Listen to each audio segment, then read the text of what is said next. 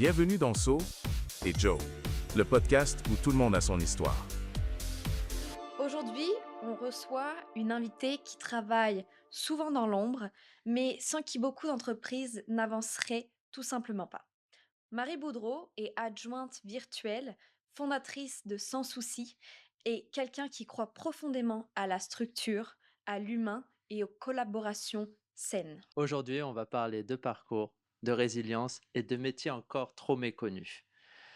Et de ce que ça change d'avoir vraiment la bonne personne pour s'entourer dans une entreprise. Marie, merci d'être avec nous. Comment tu te sens aujourd'hui? Ben, tout d'abord, merci pour l'invitation et je suis vraiment honorée d'être avec vous et d'être avec toi, Solène. Ton parcours est très inspirant. Merci. On commence toujours par une petite question surprise, très simple pour se mettre très à l'aise. Si tu pouvais décrire ta vie en ce moment comme une météo, ce serait quoi et pourquoi? Comme une météo, je dirais une brise, une petite tempête tropicale de ce temps-ci. Oui? Oui. Est-ce que tu veux nous dire un peu Ben, en pourquoi? fait, on a passé un peu le temps des fêtes de façon chaotique. Vendredi, quand mon mari tombait en vacances il y a 2 semaines, on a eu un téléphone comme quoi ma fille était blessée. Oh. Donc, on se rend à l'hôpital et bon, elle a tombé sur la glace, elle s'est cassé le pied à 3 endroits. Donc, ça a changé un peu le courant des choses. On pensait rester en amoureux tous les deux, continuer nos rénovations tranquillement, aller faire un tour voir le beau-papa en Gaspésie. Mais avec Jessica qui s'est cassé le pied, ben, elle est en convalescence chez maman parce qu'elle reste dans un deuxième étage. Mon autre fille est venue nous voir de la Gaspésie, donc ça fait beaucoup de monde dans la maison. Avec 3 nouveaux chatons, le chat de ma fille qui est arrivé aussi, ça fait 4 chats à la maison. Donc ça court et ça fait beaucoup de bruit et de vent dans la maison, alors qu'on était habitués là, d'avoir une petite vie à deux, toute tranquille. Oh my god, il est trop faux des vacances du coup. Exactement. Beaucoup de sommeil, hein? Marie, tu es fille unique et tu as grandi entourée d'un monde d'adultes, tu nous as Exactement. dit. Avec le recul, qu'est-ce que ça a forgé chez toi? Quel est ton ressenti? Grandir dans un monde d'adultes, ben, c'est sûr que, tu sais, j'avais pas d'amis quand j'étais petite. Je jouais pas avec des amis. J'ai pas connu ça vraiment. J'étais toujours avec ma tante, avec ma mère, avec ma grand-maman. On était un petit clan serré, donc qui m'ont toujours traitée comme un adulte. Donc, j'ai grandi vite, j'ai maturé vite.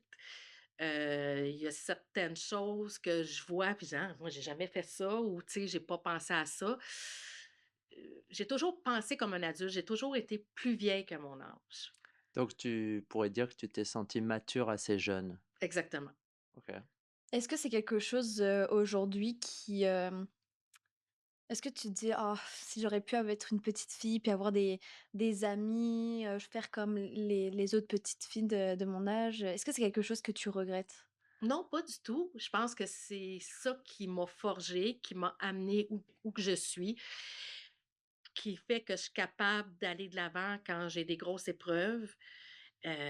Non, j'ai aucun regret. Au contraire, j'ai été très choyée, aimée. J'ai des très bons souvenirs là, de mon enfance. Mais du coup, tu considérais que c'est plutôt un atout ou c'est plutôt quelque chose qui a été dur par période d'être peut-être plus mature que les gens de ton âge?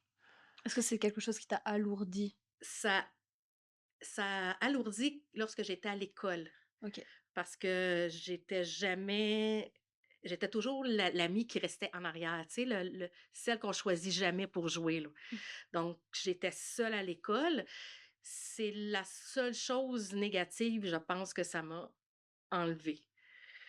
Oui, OK. parce que tu avais plutôt une analyse peut-être plus mature de ce qui se passait. C'était peut-être pour ça, non? Peut-être C'était...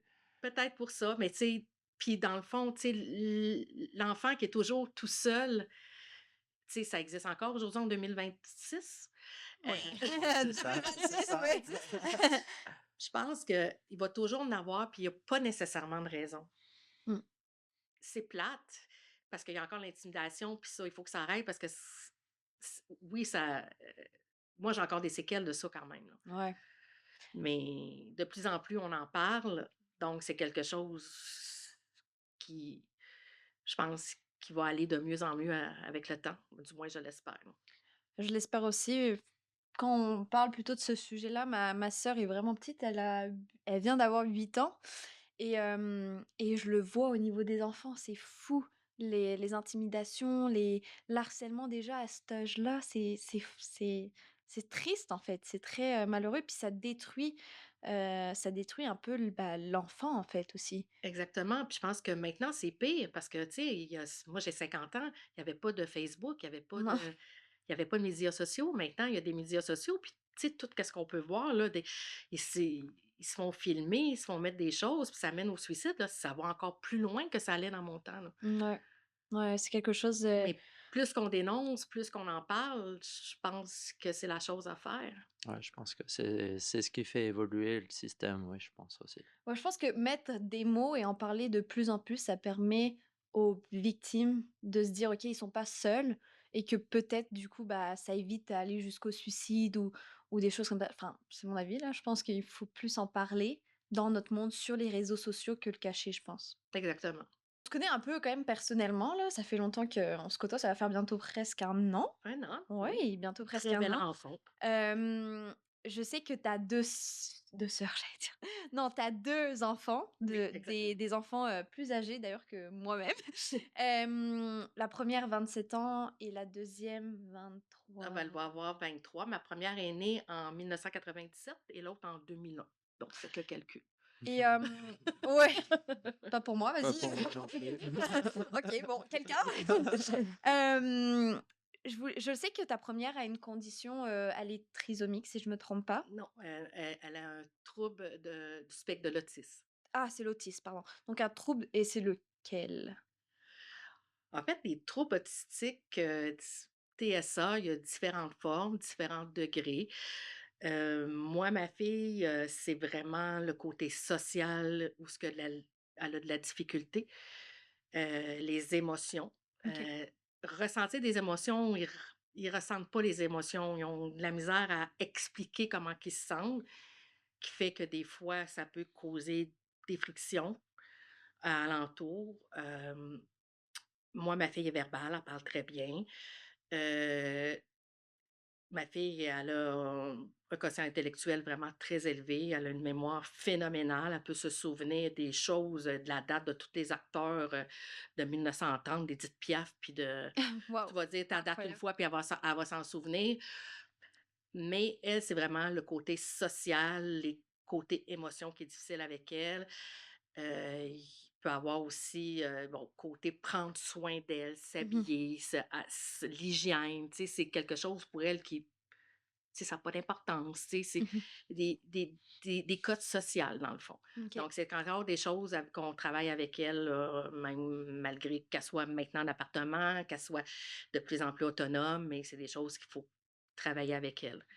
Je viens en parler avec ça parce que par rapport à toi, fille unique, entourée que d'adultes, hem, comment comment as-tu fait pour ta première fille au niveau de l'éducation?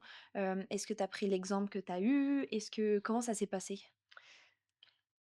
C'est sûr que moi, quand j'éduquais mes filles, moi, j'étais la maman sévère parce que chez moi, on était sévère. OK. Moi, j'étais la méchante. Ah oui! Puis Tu sais, mon comme Ursula, le film, est-ce que c'est oh, quoi? Ouais, Ursula, c'est Oui, ça, c'est ouais. ça. Ursula, il y en a plein, là, la méchante belle-mère, là. Ah oui. Puis mon mari, lui, c'est tout le contraire. C'est, tu laisses tout faire, puis fait qu'on a eu des clashs à ce moment-là, moi puis lui, parce que ça fonctionnait pas, puis on n'était pas alignés en même place. Lui, il trouvait que j'exagérais, puis moi, je trouvais qu'il exagérait, tu sais. Fait que mes filles, ils savaient, ma plus vieille d'ailleurs, ma plus jeune, elle a eu des troubles de comportement, elle, à l'adolescence. On est obligé de faire des signalements à la DPJ OK. pour sa sécurité et pour la nôtre. Maintenant, aujourd'hui, elle va très bien, puis elle comprend pourquoi on a fait ça.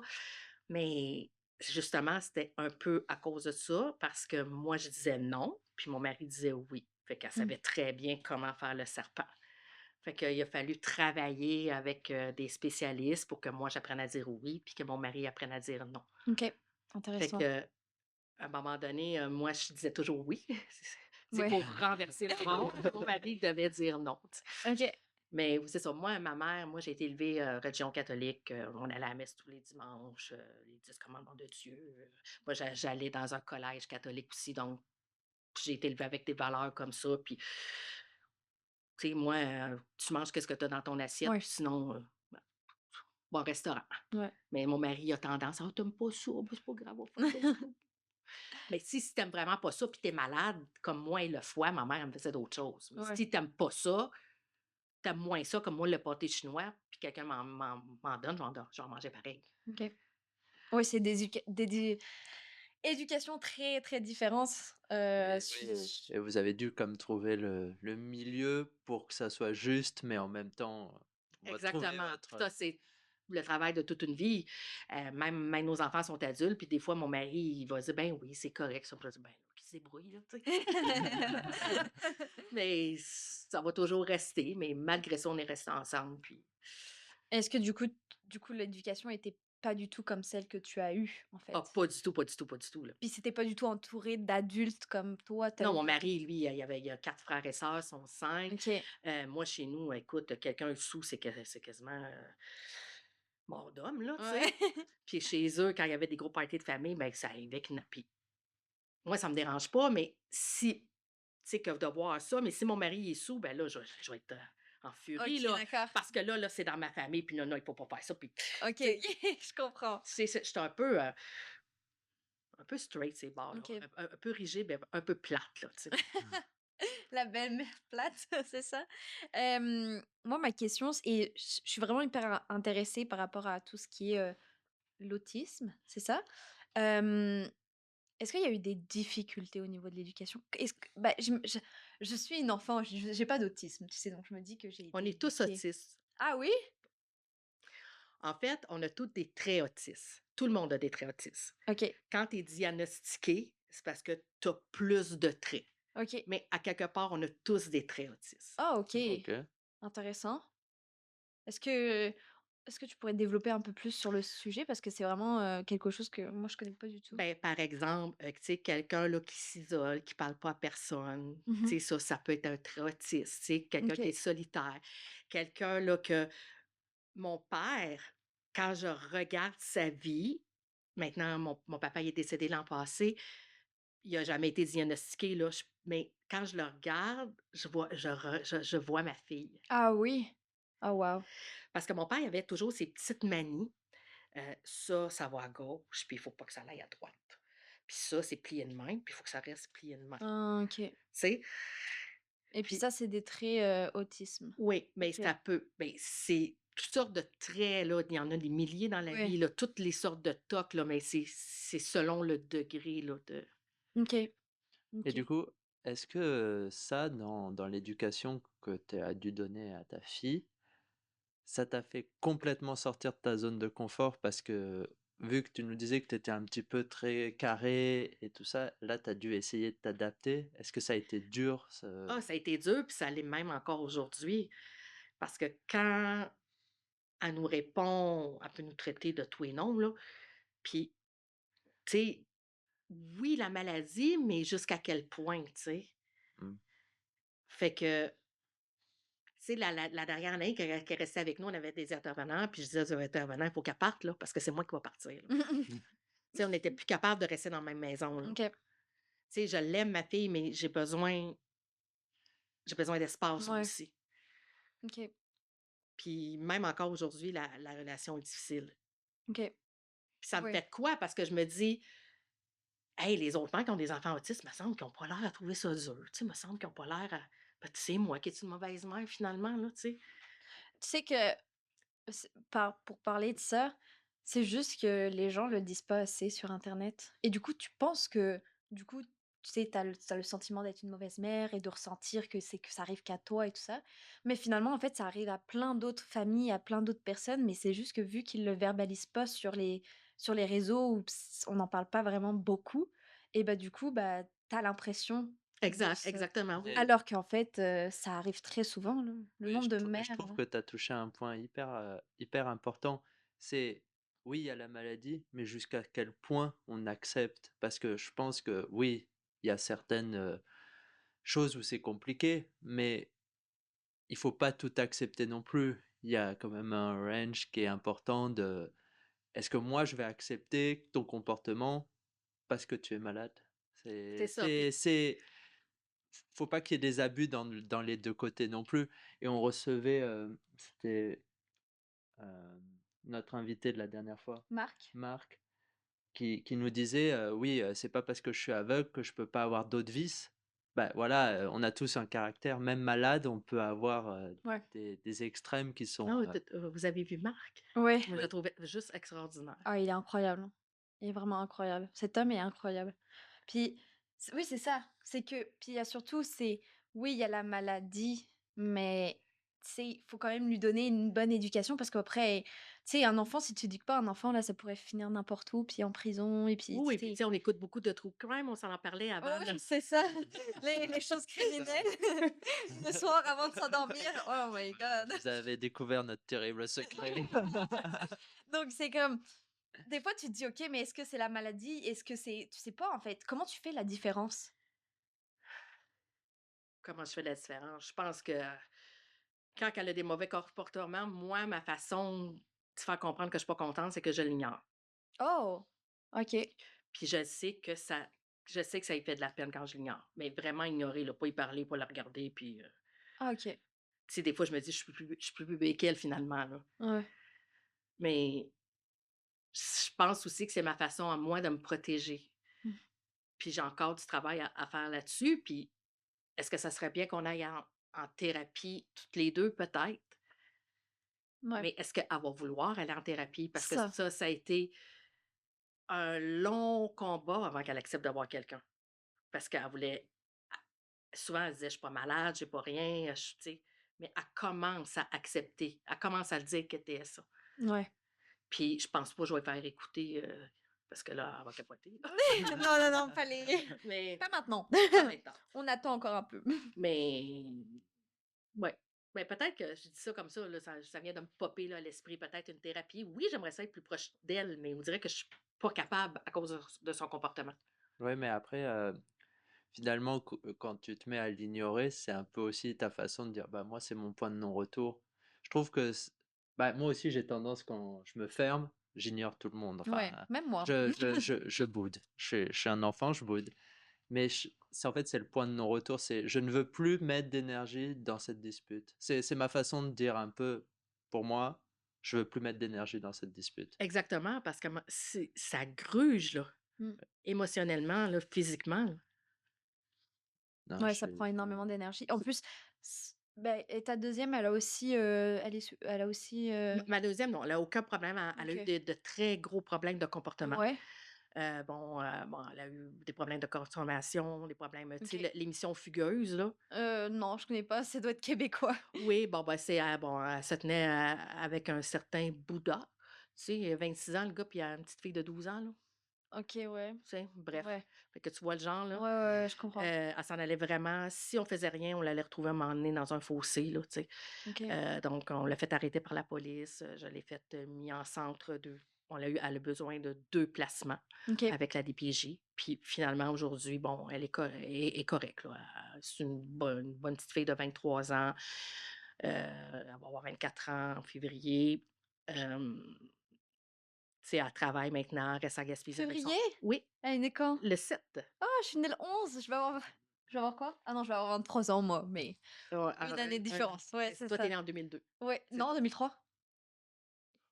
Ben, on va voir, 2001, en tout cas, ben, on va voir, J'ai 22. ben, Attends, j'ai 22? Je ne sais plus. Non, je vais avoir 23, je vais avoir c'est ça, 23. parce que ma fille va avoir 24, c'est ça, elle a Ouais, 23, ouais, là, bon, ouais. même le mélange va pas dans ce calcul. C'est ça, donc elle vient à Gaspésie avec son conjoint parce que, OK. son conjoint, il a hérité d'une maison en Gaspésie, donc elle reste loin de sa maman. Donc on se voit très peu, mais elle nous appelle quand même puis bon, aujourd'hui, elle travaille même avec moi, c'est une de mes employées. OK.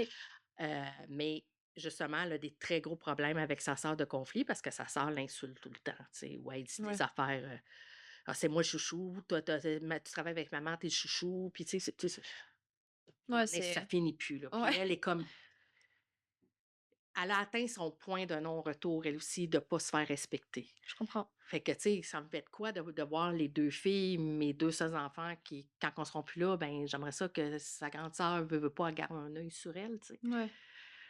Mais j'espère qu'avec le temps, ça va se Avec le replacer. temps, sûrement. Sûrement avec le temps. Puis c'est ça, faut que tout le monde, 23 ans, est encore jeune, hein, 23 ans. Puis 27 aussi? Oui, Bon, elle ça va va. avoir 28 ans là, en octobre. Donc, tu sais, pendant les 2 semaines de congé qu'on pensait se reposer, qu'on pensait être seul, ben les 2 s'astinent, là. Fait que, tu sais, c'est ça aussi, c'est drainant, là, tu sais, Ouais, ouais, de je là, ma comprends. tempête tropicale, là, tu sais. Puis il y a des journées que ça va bien, tu sais. S est beaucoup, beaucoup, beaucoup moins pire qu'elle était, là. Ça, il faut lui donner ça, mais il y a encore des Ouais. puis là, elle est très stressée, puis quand elle est stressée, ça aide pas parce que la cause de son plâtre, ben, c'est une situation qui est pas dans ses habitudes. Elle a peur de pas guérir, elle a peur de pas marcher, elle fait des spectacles, OK. avec l'Académie des arts, elle chante avec des chanteurs connus, donc elle a peur de pas être capable de faire la Reine des neiges au mois de mars, là, tu sais? Mmh. Fait que quand que ça la stresse, ben, là, ses mauvais comportements vont ressortir, là, tu OK, sais? je comprends. Mais en tout cas, merci d'avoir, parlé ouvertement de Oui, de cette situation, personnelle. c'est hyper rare que Ouais, les gens mettent des points comme ça. c'est C'est hyper très intéressant, ouais, ouais. hyper intéressant et très apprécié. Puis on dit bravo à ta fille, bah, à tes 2 filles, surtout à la deuxième qui est passée par le centre comment tu dis? Ah, des PG, en centre DPG. jeunesse. C'est comme un centre de détox, c'est ça?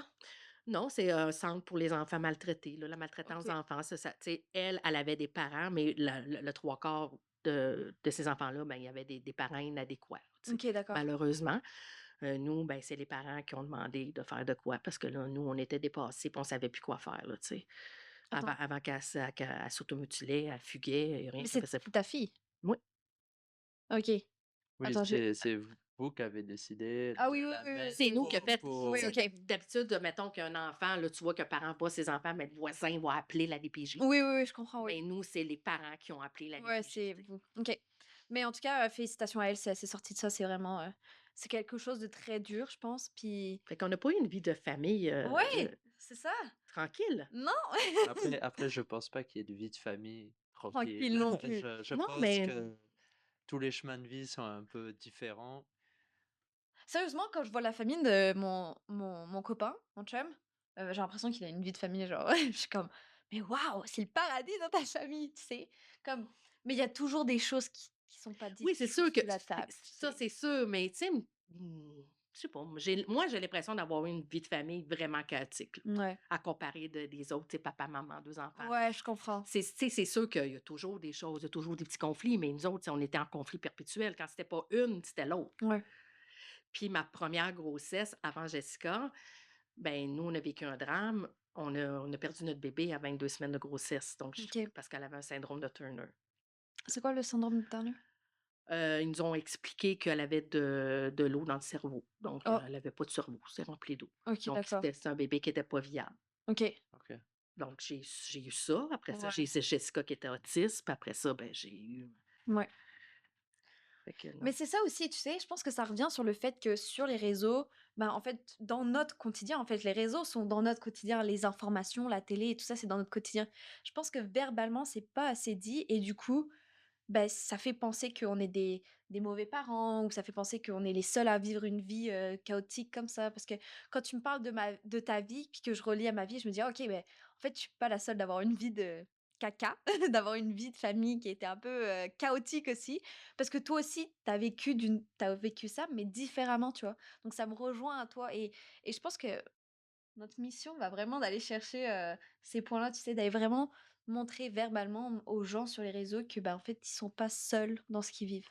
Oui, ben c'est important parce que quand tu sais, comme là, tu sais, les deuils périnatales, on en parle de plus en plus, Mmh. mais il y a 30 ans, on n'en parlait pas. Non. Puis moi, je l'ai vécu de façon atroce, là. Quand je regarde qu'est-ce qu'ils font, là, aujourd'hui, puis qu'est-ce que moi j'ai vécu, là, c'est 2 mondes, là. Puis heureusement, Mmh.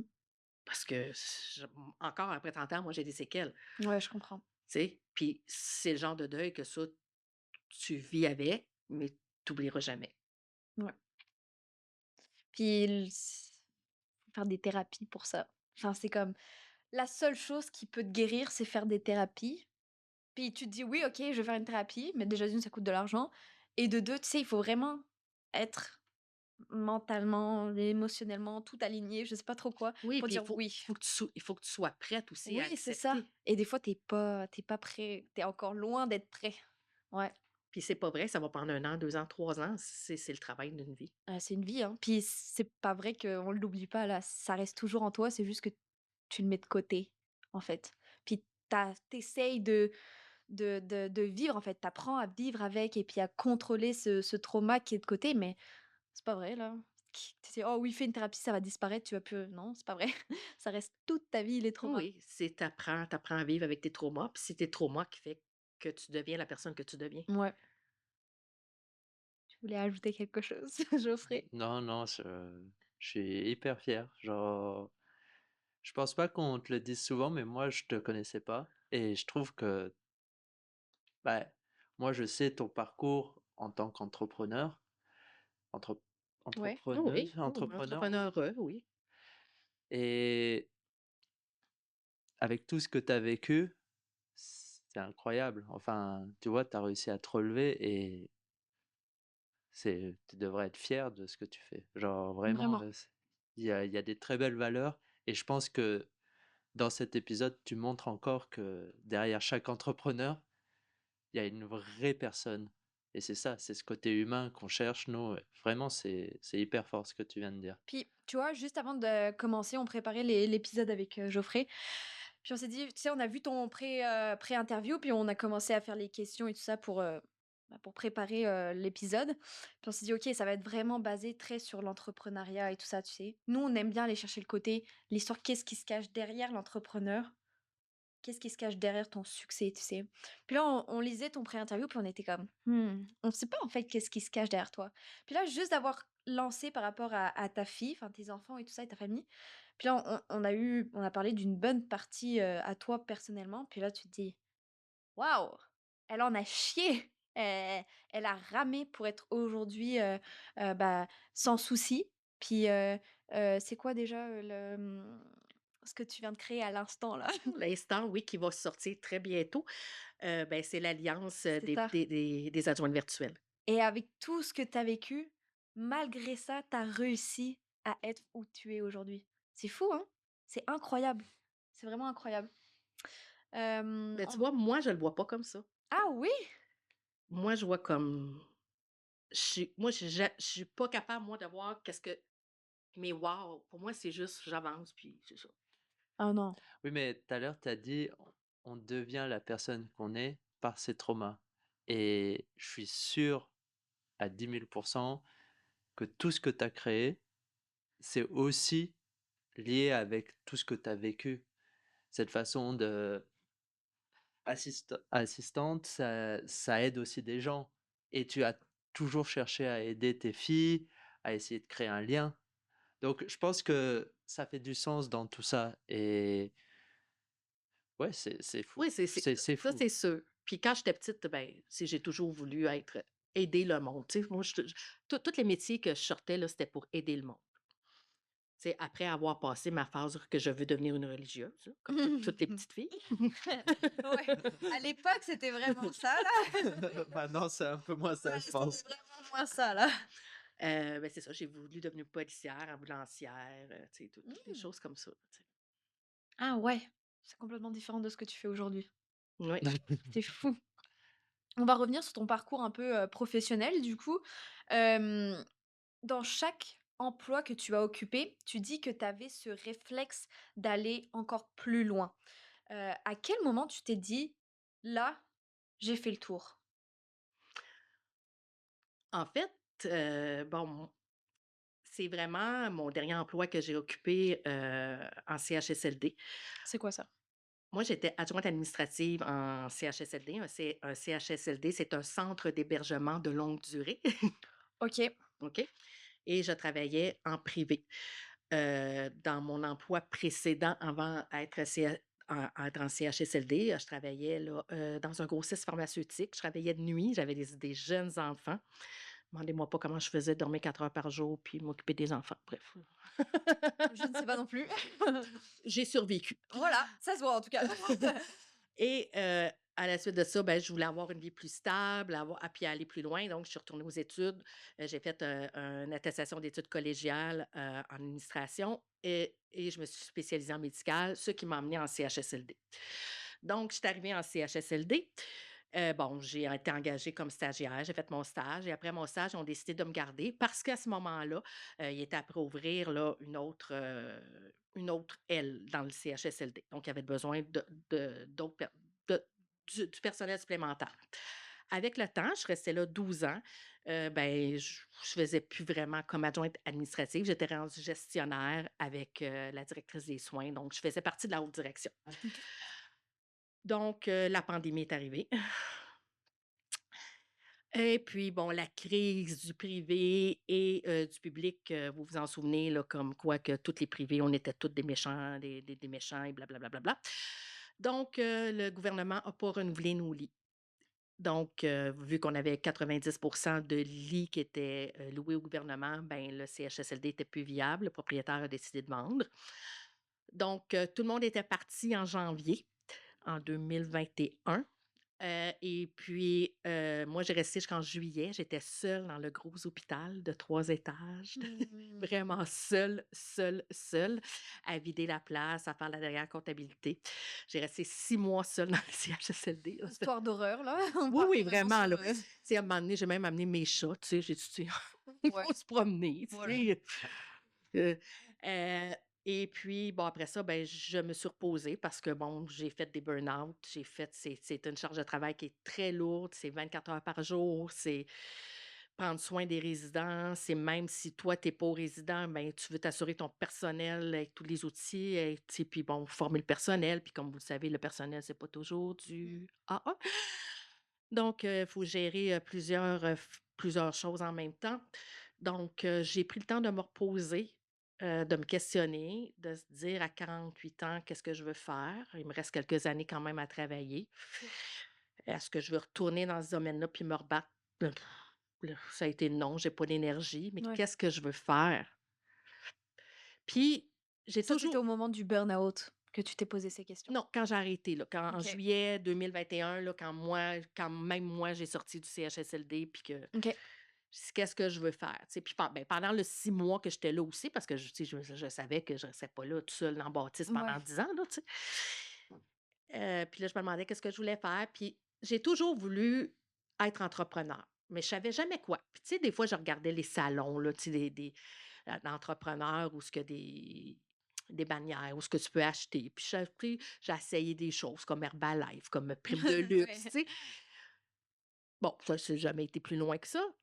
Puis, à un moment donné, je sais pas, j'ai tombé comme par hasard sur le site de Danielle Guérin. OK. Danielle Guérin, c'est la pionnière des adjointes virtuelles au Québec. Puis elle a une école, elle a une académie, donc je commence à lire ça. Ben, c'est toutes des choses que je suis capable de faire, c'est toutes des choses que je fais en ce moment, tu sais. Fait que j'ai pris contact avec Danielle Guérin, puis j'ai demandé, j'ai parlé avec elle, j'ai dit: «Ouais, je pense pas que j'aie besoin du cours, mais tu sais, comment que je pourrais me démarrer?» Fait qu'elle dit: «Écoute, j'ai un module qui s'appelle Bye Bye Boss». Donc je l'ai acheté, j'ai commencé à le feuilleter, puis j'ai dit: «Ah ben, c'est ça que je veux faire». OK. Donc c'est comme ça que j'ai parti, mon entreprise d'adjointe virtuelle. OK. Au départ, je pensais pas que ça allait devenir qu'est-ce que c'est en train de devenir, mais je pense que ça allait de soi parce que j'ai jamais été quelqu'un je suis une très bonne exécutante, je suis quelqu'un là qui est très perfectionniste, mais être seule dans mon coin, puis plus gérer, ça me manquait là, tu sais. Mmh. Donc je me suis dit: «Ben OK, je vais, Sans souci va devenir un cabinet». OK. Donc Sans souci est devenu un cabinet, donc j'ai maintenant 2 employés en temps plein. J'ai des sous-traitants aussi qui travaillent avec moi. Donc maintenant, ben, mon rôle à moi, c'est d'aller chercher la job, puis de le faire exécuter par mes sous-traitants, puis de, moi, m'assurer que tout est fait selon mes standards. OK. Et après ça, ben, à force d'être sur les réseaux sociaux et tout ça, Il y a quelques mois, on parlait encore avec Daniel Guérin et parce que bon, je fais toujours partie là, ça s'appelle le booster, c'est des mini-formations à tous les mercredis. Puis je pense que dans notre domaine, ben, c'est essentiel de toujours rester, formé, Ouais, la ça mise change, à jour, la mise à jour, puis, tu sais, il y a tellement de programmes qui sortent tu sais, à toutes les les semaines, règles. les règles, les lois, les ci, les ça. Donc on s'est mis à parler de ça, qu'il y avait du n'importe quoi comme adjointe virtuelle. Puis vous allez me dire: «Oui, c'est comme ça dans tous les métiers». Je vais te répondre: «Oui, c'est comme ça dans tous les métiers», mais nous, on joue avec des données personnelles. Fait que, tu sais, tu te fais jouer avec ta comptabilité avec du monde qui ont pas de formation, qui ont pas rien, qui regarde tes livres, qui peut divulguer tes choses, puis tes données personnelles à tu sais, qui ont pas d'éthique. Pour moi, ça tient pas debout. Mmh. Donc de là, on parle encore en adjoint virtuel dans le groupe du booster, puis on se dit: «Il faut créer quelque chose». Ça a pas de sens, là. Il y a aucune réglementation, il y a rien. Puis, ça existe pas, là. J'ai fouillé sur internet en France, n'importe où, il y a rien, il y a absolument rien qui ressemble à ce que je suis en train de monter. Donc, on est en train de monter une alliance d'adjointes virtuelles. Je vais certifier les adjointes virtuelles selon des critères, un code d'éthique et on va leur donner un saut de certification. On va les mettre sur le site de l'alliance. Éventuellement, il va y avoir des clients qui vont venir, donner des mandats, les clients vont pouvoir trouver leur adjointe virtuelle.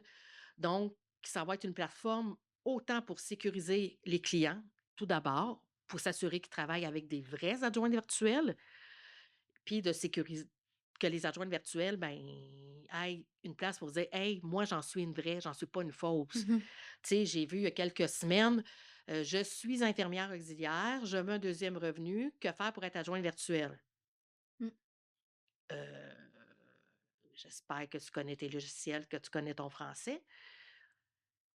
Tu sais, qu'est-ce que tu veux faire là? Tu as peut-être les compétences, je ne sais pas, mais la façon que c'est écrit, pour moi, tu as aucune compétence dans Ouais. ce domaine-là, là. Puis c'est plein, plein, plein comme ça, là. On a même vu, moi et Daniel Guérin, quelqu'un que ça faisait un mois qu'il était adjointe virtuelle, qui s'est ouverte une école. OK. OK. OK, donc le but, c'est un peu de faire la chasse aux fausses Exactement. pour, Pour éviter que les ent justement valider ouais, les compétences des personnes qui sont compétentes pour que pour que les justement entrepreneurs éviter, prennent des adjointes virtuelles certifiées pour qu'ils soient c'est de la certification pour qu'ils se disent: «OK, mais là, je suis avec une» Exactement. et pas quelqu'un qui puis c'est essaie de m'arnaquer. aussi une Parce qu'il y a valorisation du travail de ceux qui ont fait des études et qui ont appris ce que c'est qu'une Exactement, parce qu'il y a plusieurs, si vous parlez à plusieurs entrepreneurs qui ont fait adjoindre avec des affaires des adjointes virtuelles, ils ont peur parce qu'ils ont eu Oui, de très mauvaises c'est expériences. ça, oui. Ouais. Ouais, c'est Puis un très beau nous projet. puis nous, quand on les rencontre, ben, ils disent qui ouais, mais qui dit que, ben, oui, mais écoute, je vais te montrer mes diplômes, puis tu sais, on leur explique. Mais tu sais, il y a quand même une crainte auprès du public. Puis depuis la pandémie, ben, les adjointes virtuelles, ça pleut comme des champignons. Ouais, Mais il faut faire le tri entre les bonnes puis les moins bonnes. ouais. Non, c'est très beau projet. Puis, tu sais, point de vue salaire aussi, tu sais, je veux dire, on est des entrepreneurs, là. Le monde, il pense qu'on va faire ça à 15 de l'heure, là. Mmh. Non. Non, il y a beaucoup de taf. C'est pas, juste, être, adjointe virtuelle là, il y a beaucoup, beaucoup de taf derrière, j'imagine. Mais on va revenir un peu après. Déjà, je veux revenir dans le temps à 2019. Tu travailles de nuit, puis, tu décides d'aller retourner aux En études 2009. en 2009, pas Oui. en 2019, en 2009.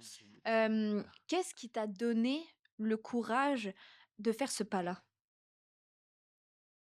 Ben, j'avais 30 ans. Mmh. Je me disais: «Hey, je vais-tu faut faire ça?» Puis, tu sais, je faisais un travail vraiment physique, là. J'en ai des séquelles aujourd'hui, là. OK. Heu, puis je me disais, ben, je voulais avoir, tu sais, je veux dire, j'étais mariée, puis j'avais des enfants, mais je revenais avec mon mari 2 jours par semaine, tu sais. Ouais. Tu sais, fait que juste avoir une vie de famille plus stable aussi, puis moi, ben, m'épanouir parce que, tu sais, j'étais malheureuse, là. Mmh. J'étais rendue que je pleurais le soir en partant travailler, là, parce que je me sentais pas valorisée dans qu'est-ce que je faisais, là. Tu sais, je valais plus que qu'est-ce que je faisais. Puis on a besoin puis j'ai aucun jugement sur le monde qui faisait qu'est-ce que je faisais, là, s'ils sont bien, là. Oui, oui, chacun a Chacun a son environnement de confort, puis on n'est pas tous faits pour faire la même chose. Puis, tu sais, un éboueur, là, ben, il en faut des éboueurs. Moi, je serais pas capable de faire ça, là. Ouais, Puis c'est essentiel, un éboueur, là. ouais, ouais. Non, tout à fait. C'est chacun a un peu sa destinée, je te dirais, dans la vie. Comme je me rappelle que moi aussi, à une période, quand j'allais à la patinoire, après mon agression, j'allais à la patinoire, bah, tu sais, pour m'entraîner. C'est un peu comme un job, on ne se fait pas payer, mais je m'entraînais. Puis à chaque fois que j'allais à l'entraînement, là, j'avais la boule au ventre, je pleurais parce que je voulais pas aller m'entraîner. Puis je pense que c'est un des premiers symptômes de détresse qui dit: «OK, là, t'es pas à ta place, faut que tu repenses à ce que tu veux faire», tu sais? Puis je pense que tu as vécu la même chose et du coup, bah, c'est là, à ce moment-là, tu te dis: «OK, faut que je fasse quelque chose de ma vie». Est-ce que ça a été dur de reprendre des études à cet âge-là? Non, ça peut non, au contraire, je pétais des scores. Ouais. Non, parce que j'aimais qu'est-ce que je faisais, Ouais. tu sais?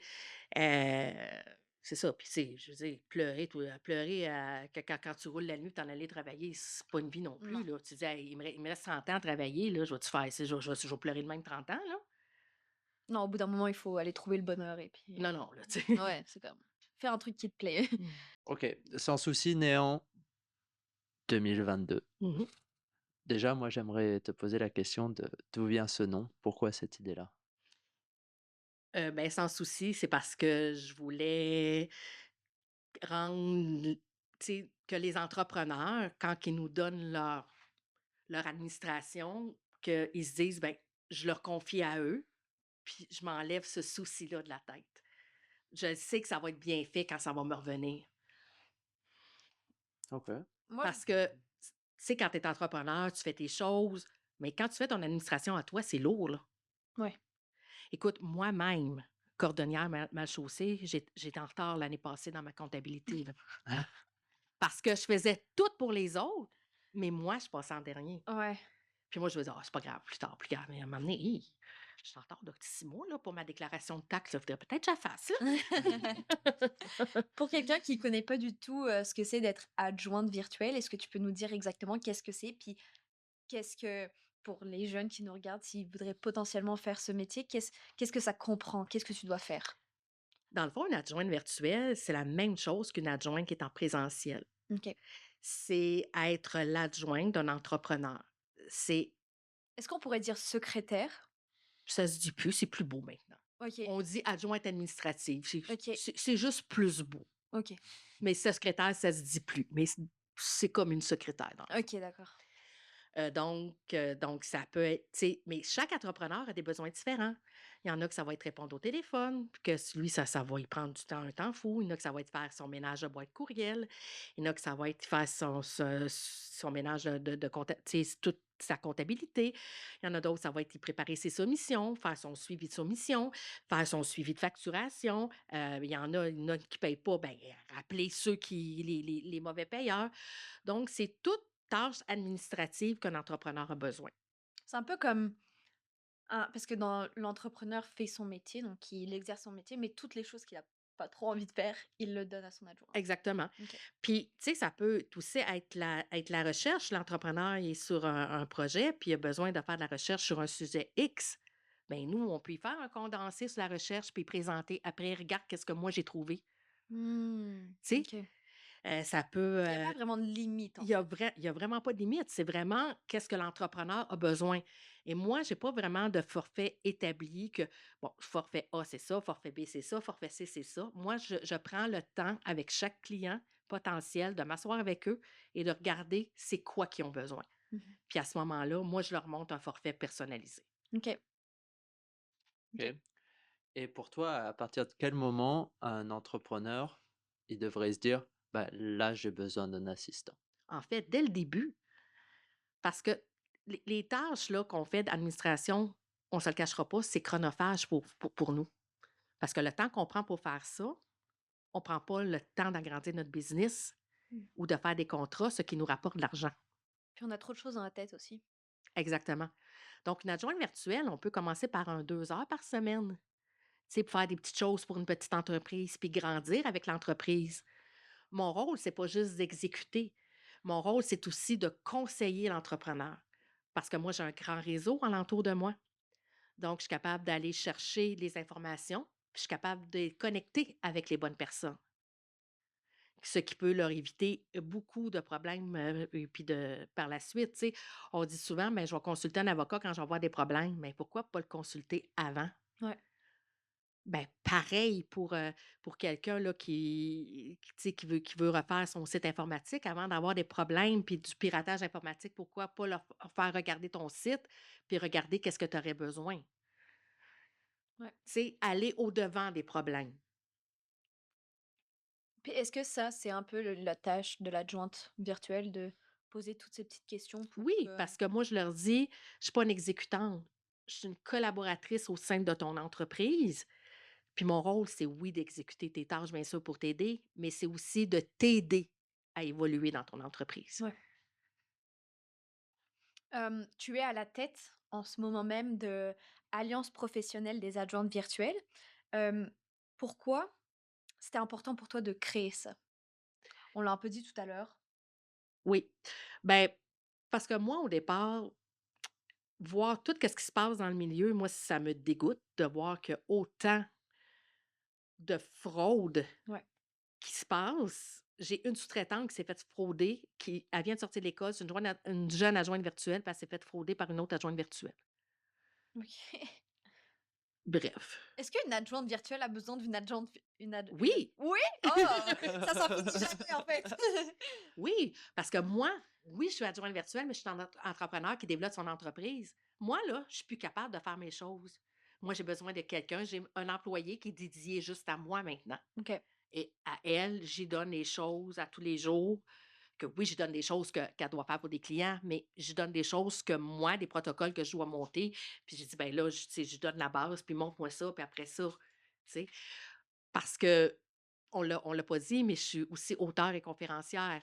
Donc, quand j'ai des choses à écrire, j'ai des choses à produire, ben, il faut que j'aille le temps de les produire. Mais j'ai peut-être pas le temps de faire ma mise en page pour le livre, tu sais. Mmh. Fait que je vais le donner à quelqu'un d'autre. Je vais dire, écoute, mets-moi ça en page, puis quand ça va être prêt, je vais l'envoyer à l'éditeur, là, tu sais. Mmh. OK. Si tu pouvais changer une chose entre la collaboration entre adjoint et entrepreneur, qu'est-ce que ça serait? Qu'est-ce que tu trouves qui est le moins fonctionnel ou qui est pas encore assez répandu? C'est dans le fond, c'est de plus en plus répandu, comme je vous dis, depuis la pandémie, mais c'est la confiance avec son adjointe virtuelle. C'est ça qu'il faut retravailler avec le public. C'est vraiment de le faire comprendre qu'on n'est pas tous du monde qui sont sortis d'une boîte de Cracker Jacks qui dit d'adjointe virtuelle. On a vraiment des diplômes. Moi, j'ai 2 attestations d'études collégiales pour le prouver Mmh. dans le domaine.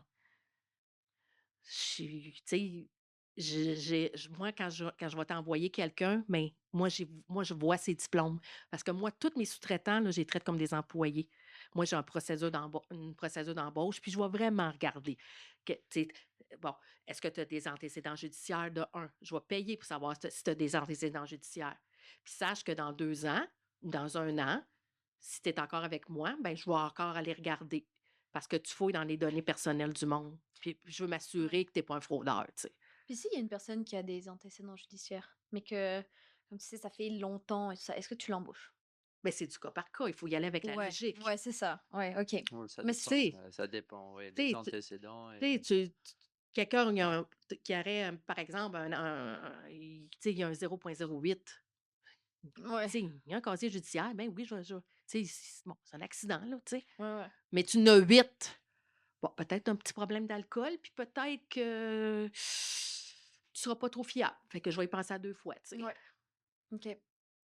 Donc, il faut vraiment y aller avec la logique, puis y aller avec ton feeling aussi. Moi, quand j'écoute ma petite voix, d'habitude, c'est bon. Puis quand il y a ma petite voix me dit: Marie, fais attention! Puis que j'écoute pas, ben ma petite voix fait souvent raison. Est-ce que ça existe encore que l'entrepreneur traite mal les adjointes virtuelles? Oui, Ouais, c'est encore très, très présent? oui.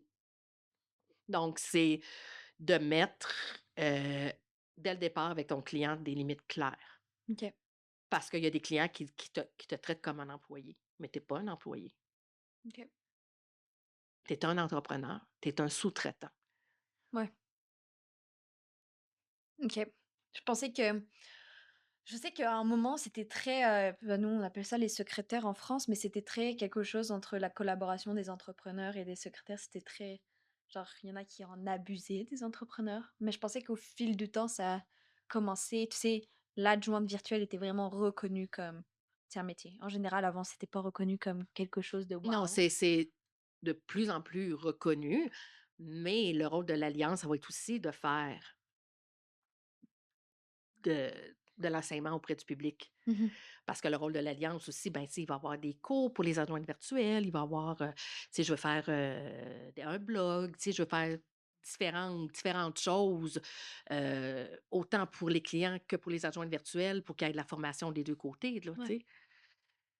Donc puis peut-être, tu sais, qu'on pourrait faire, je sais pas, à un moment donné, un genre de live ouvert avec des clients puis des adjointes virtuelles, puis que les Ouais. 2 se parlent, puis que, tu sais, ils se connaissent, ils posent, tu sais, leurs craintes des 2 côtés, là, tu sais? Ouais. Est-ce que ça s'est déjà arrivé, toi, dans une situation de te faire, est-ce qu'on peut dire maltraiter? Je Oui, sais pas. Ouais? oui, et c'est à moi de mettre mon pied à terre et de dire: «Là, ça va faire», tu sais? Mais j'imagine que quand tu es jeune et que tu débutes, c'est plus compliqué. C'est plus difficile.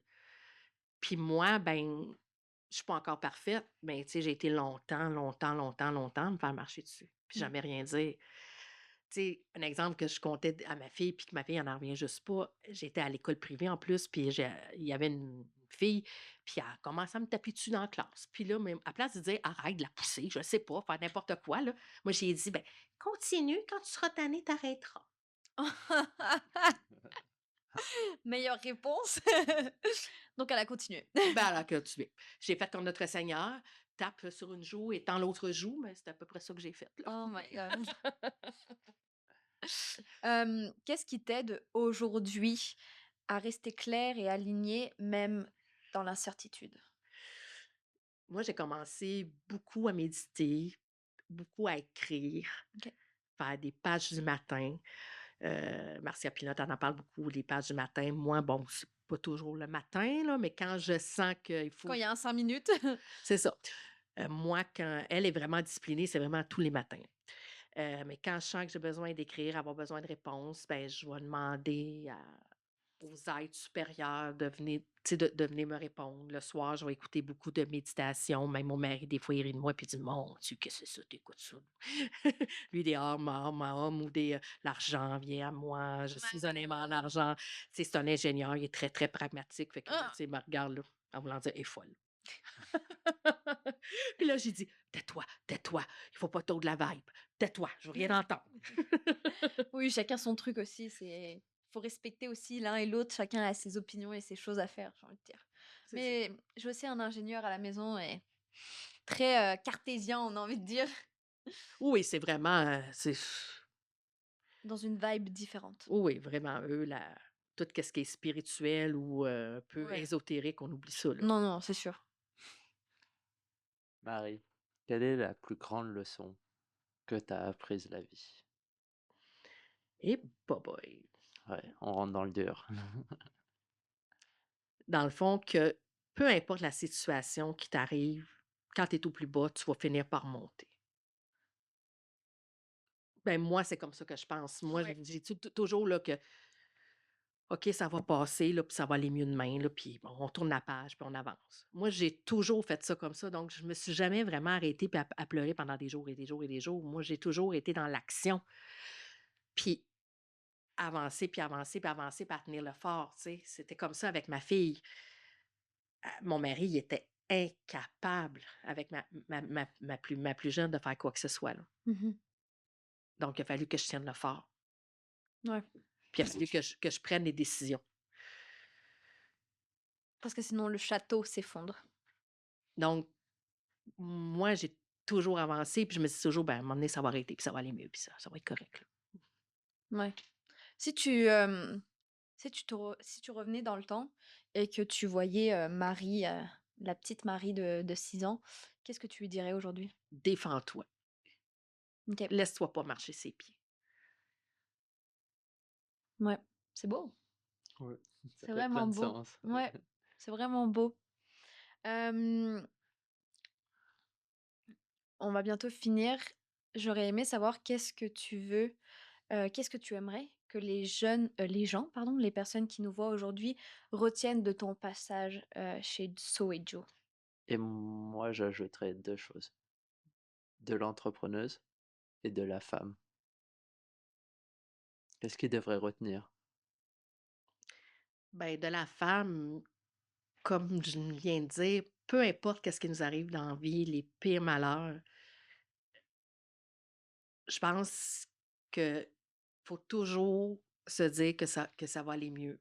De prendre les moyens pour que ça aille mieux. S'il faut aller consulter, s'il faut parler, si prendre soin de soi. Dans le fond, il faut que tu prennes soin de toi en premier pour être capable de prendre soin des autres. Ouais, il faut pas négliger, Non. son bien-être. Puis ça, j'ai souvent négligé. Mais la cinquantaine m'a fait prendre, ben, un petit peu avant la cinquantaine, mais quand tu approches la cinquantaine, moi, c'est cette conscience-là qui m'est venue. Il faut que je prenne soin de moi maintenant. Mmh. Là, j'ai pris soin des autres toute ma vie parce que j'ai pris soin de ma grand-mère quand elle était malade, j'ai pris soin de mon père, j'ai pris soin, tu sais. Donc, il faut que je prenne soin de moi, puis après ça, je vais pouvoir prendre soin des autres. Puis des fois, même encore, c'est difficile parce que je me trouve égoïste, de dire: «Oh, j'ai pas le goût de parler à personne aujourd'hui, là». Tu sais? Ouais. J'ai besoin d'être dans ma bulle, tu sais? Mais, tu sais, il faut encore que je travaille là-dessus pour l'équilibre, là, tu sais. Et en tant qu'entrepreneur? Comme entrepreneur, ben, tu sais, de pas, tu sais, vos rêves, là, que vous avez, là, moi, j'en ai un, tu sais, c'est d'être au sommet de qu'est-ce que vous voulez, là. Vous êtes capable. Il faut juste y aller une marche à la fois, puis s'entourer encore de bonnes personnes. C'est tellement beau! Ouais, J'adore nos épisodes de podcast. À chaque fois, on rencontre des personnes nouvelles et j'ai 22 ans, je suis jeune et à chaque fois, j'en retiens tellement de leçons et d'expériences. J'ai l'impression de grandir super vite, tu Mais sais? toi, tu nous fais grandir. Et Ton c'est parcours est fou! juste incroyable. Moi, C'est je l'ai dit, Solène, là, tu es un miracle de la vie, là. ouais. Tu sais, quand tu m'as conté ton histoire il y a quelques mois, je fais: «Hein?» Puis, tu sais, après ça, je suis allée voir ses réseaux sociaux, pas que je te croyais pas, là, mais tu sais, je voulais en Ouais, savoir non, c'est plus, sûr. là, tu sais.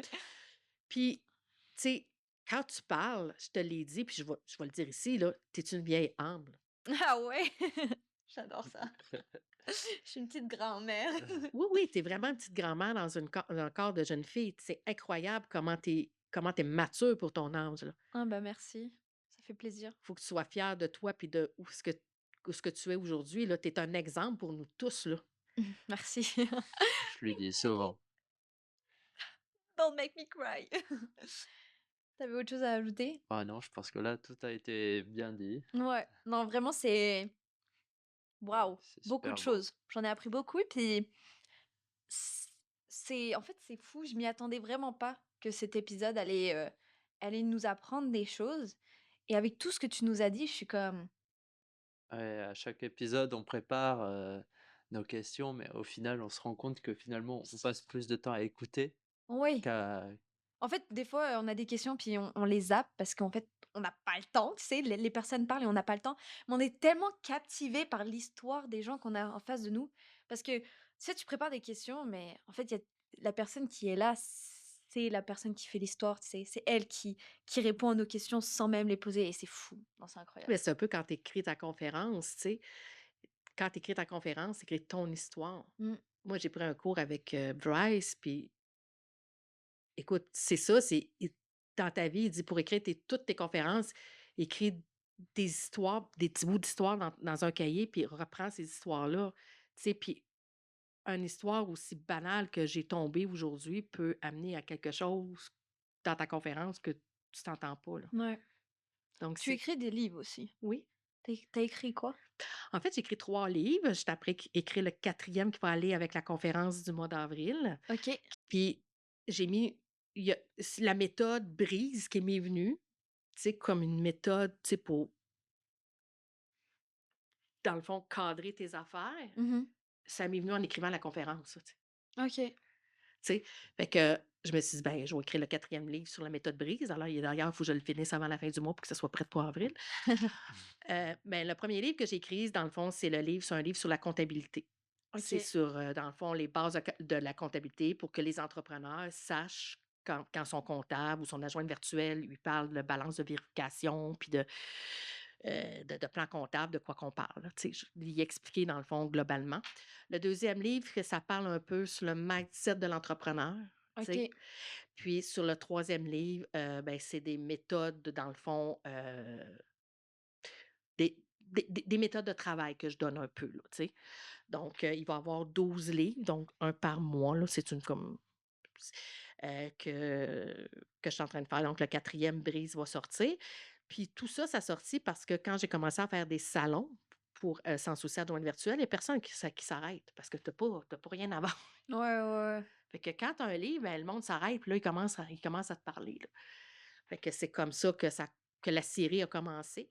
Puis à la place d'écrire un gros livre, ben, ma coach d'affaires a dit: «Écris en 12 petits sujets». Donc, tu sais, ça va faire pour un Ça, monde c'est plus large disponible, sur Amazon. Amazon? Oui. OK. Donc Marie Boudreau, puis vous allez voir les 3 livres. Le quatrième, il va s'en Ah, aller bientôt. intéressant. Je savais pas. Je vais aller voir Super. ça direct. Après l'épisode, je vais aller voir ça. Marie, on adore terminer notre épisode en renversant la situation. C'est à toi de nous poser une question, à moi, Solène, ou à nous deux, de ton choix. Mmh, Tu pas préparé ça, ben non. hein? Donc dis-moi Solène, qu'est-ce qui t'a amené, côté entrepreneur après ta carrière de patinage artistique? Déjà, après ma carrière de patinage, je me suis dit: «OK, qui est Solène sans le patinage?» parce que j'ai eu mon diplôme, on appelle ça du cégep ici, je pense, le Oui, oui, c'est diplôme, oui, à oui. la fin de tes études, mais j'avais fait 2 ans de droit, mais j'ai dû arrêter à cause de mon accident, donc j'ai pas d'études, tu sais? J'ai pas de diplôme dans quelque chose concret. Et je sais que depuis que je suis toute petite, j'ai toujours, mais toujours voulu être entrepreneur. J'ai jamais voulu avoir un boss au-dessus de moi. J'ai jamais voulu qu'on me dise oui, tu peux aller aux toilettes ou oui, tu peux aller manger. Jamais. Moi, je voulais être dans mon entreprise. Je voulais que ça soit moi qui décide de mes heures et tout ça. Donc après cette fameuse passe où je me suis dit: «OK, qui est Solène?» Ça a été très compliqué et long de savoir parce que je suis quand même jeune, j'ai pas vraiment d'expérience, je savais pas. Donc je sais que j'avais les réseaux sociaux qui marchaient super bien pour moi, donc j'ai continué un peu dans cette allée-là.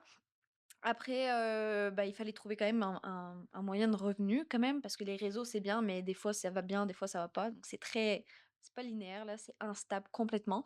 Donc j'ai commencé par essayer de coacher avec du patinage. Je déteste ça, c'est horrible, je n'aime pas ça, non merci.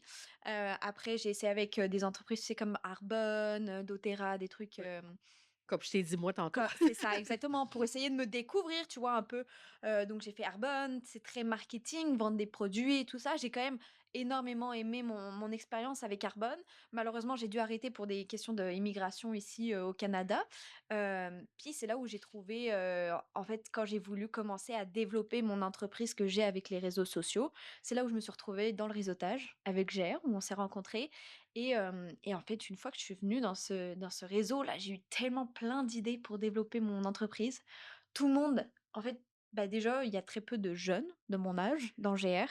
C'est tout le monde qui ont déjà énormément d'expérience. Puis quand je parlais avec eux, ça me nourrissait. Puis là, mon entreprise, j'étais comme: «OK, je vais faire ça, ça, ça». Donc je suis vraiment en développement en ce moment même de mon entreprise au niveau des réseaux et je sais que je veux être entrepreneuse. Je sais que je ne veux pas être assise, dans un bureau puis me faire dire, quoi faire, tu sais? J'aime vraiment ça, être, en fait, je préfère, tu sais, avoir des difficultés des fois par mois, tu sais, parce qu'être entrepreneur, ça demande beaucoup d'argent, d'investir beaucoup d'argent, pas beaucoup de revenus au début, beaucoup de temps et tout ça.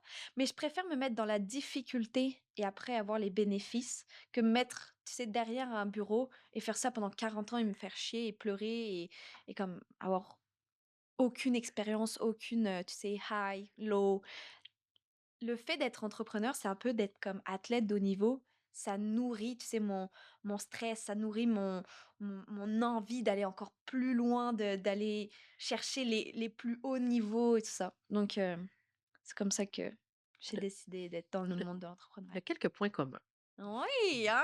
Je Ouais, pense qu'on pas a tous mal. un peu ce point commun-là pour être entrepreneur. Sinon, je serais derrière un bureau ou à Costco.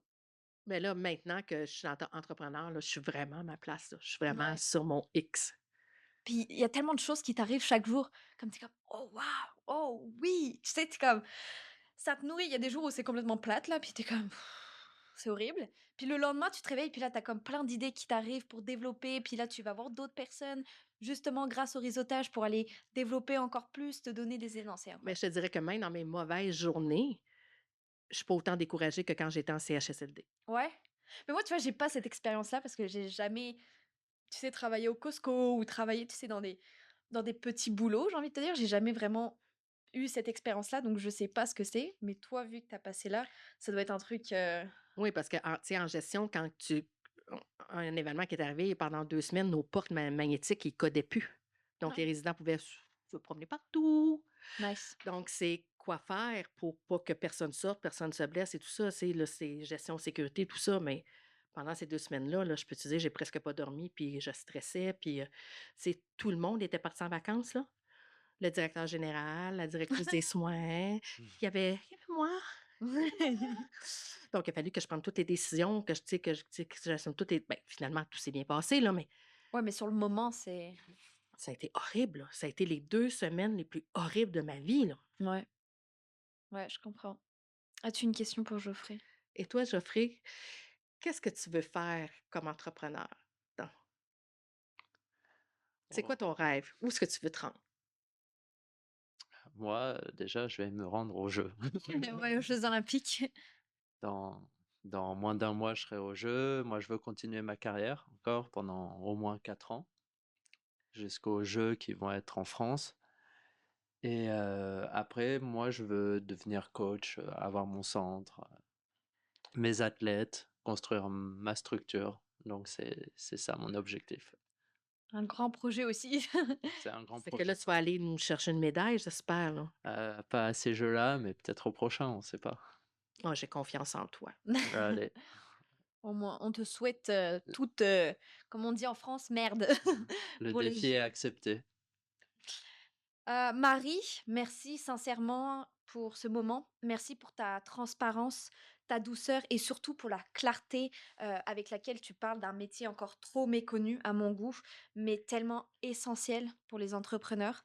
On sent à quel point que tout ce que tu fais est guidé par l'humain, l'intégrité et le respect des collaborations. Oui, vraiment, cet épisode, c'est un rappel important. Entreprendre, ce n'est pas tout porter tout seul. C'est aussi savoir s'entourer, structurer, se sécuriser et avancer avec les bonnes personnes à ses côtés. Si cet épisode vous a parlé, s'il vous a aidé à mieux comprendre le rôle d'une adjointe virtuelle, ou simplement à réfléchir à votre façon de travailler, n'hésitez pas à le partager à un entrepreneur autour de vous. C'est souvent comme ça que les vraies prises de conscience commencent. N'oubliez pas, cet épisode est disponible dès maintenant sur YouTube, Spotify, Apple Podcast. Pensez à vous abonner sur votre plateforme préférée et à laisser un avis ou un commentaire. C'est ce qui nous aide énormément à faire grandir le podcast et à continuer d'inviter des parcours aussi inspirants. Merci d'être là. Merci de nous écouter, de nous suivre et de faire partie de l'aventure So et Joe. On se retrouve très vite pour un nouvel épisode dans 15 jours avec une nouvelle histoire, un nouveau parcours et toujours cette même envie, mettre en lumière ce qu'il y a derrière les projets, derrière les métiers et derrière, surtout, derrière l'humain. Merci Marie. Mais merci à vous deux. Bye. Bye bye. Bye.